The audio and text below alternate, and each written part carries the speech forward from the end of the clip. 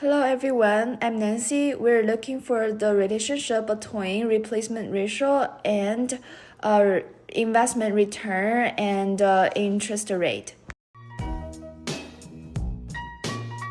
Before we get started, let's have some assumptions. So first of all, let's assume our contribution rate could be C, initial salary is S, investment ratio is R1, interest rate is R2, the salary increase rate by year is X. Working length is T plus 1. The retirement age is 65. Then we can calculate the expected present value of our contribution at retirement age, which is 65.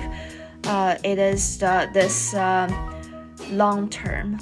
And also for our expected present value of our benefits at retirement age is this term. Then we can have the EPV of the contribution equals to the EPV of benefits. Due to the equation, we can get our replacement ratio R equals to this. And also, we only care about R1 and R2, so we treat the front stuff, like the long term, as the constant. As a result, our R, the replacement ratio, its changing trade is related to the right-hand side part. It is positively related to the right-hand side. As we all know, 8.65 equals to the right-hand side part for the whole life pension annuity due. However, all the probabilities are just constant, so for the simplification, we just ignore that. As a result, 8.65 is approximately equal to the right-hand side.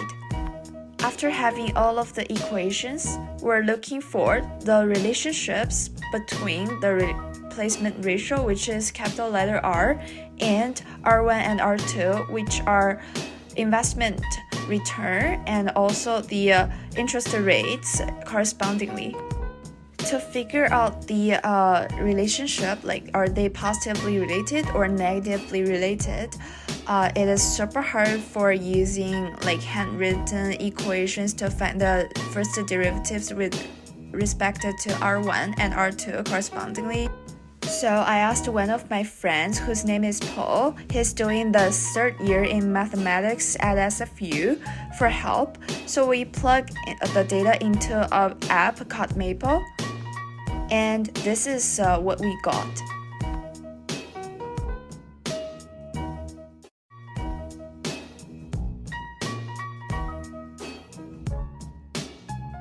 In the end, we got the first derivatives of R with respect to R1 and R2 correspondingly are greater than 1, which means they are positively related.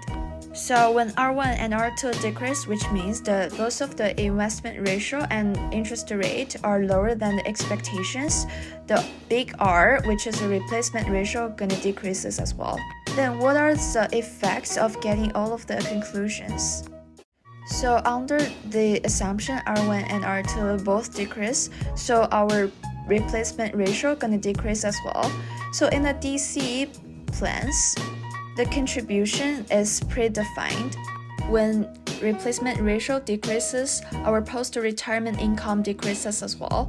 So to maintain the same level of our post-retirement income, we have to put more money for our pre-retirement contribution, which means we have to contribute more while working. However, for DB, it's totally opposite. In the DB plan, your benefit is predefined, which means your post-retirement income is fixed. However, when R decreases as the decrease of R1 and R2, the pre-retirement contribution has to go up. However, before getting in contract between you and your employer, the contribution proportion for you is fixed. As a result, the gap has been dealt by the employers.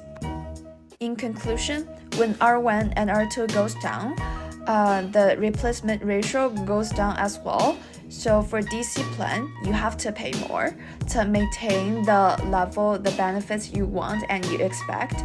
But for DB plans, the company deals with the gap. So when the replacement ratio goes down, you are worse off and your company is better off for DC plan, vice versa for DB.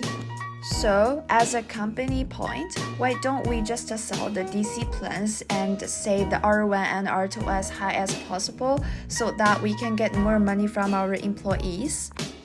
As the employee point, why don't we just buy DB and also make the R1 and R2 as low as possible to make the replacement ratio as low as possible as well?